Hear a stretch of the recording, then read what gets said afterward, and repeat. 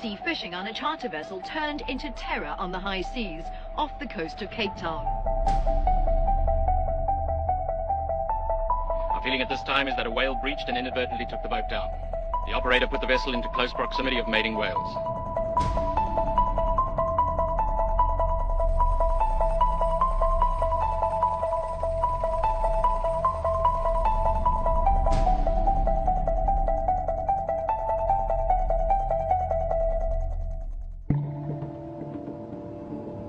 Following the incident, a search and recovery effort was launched.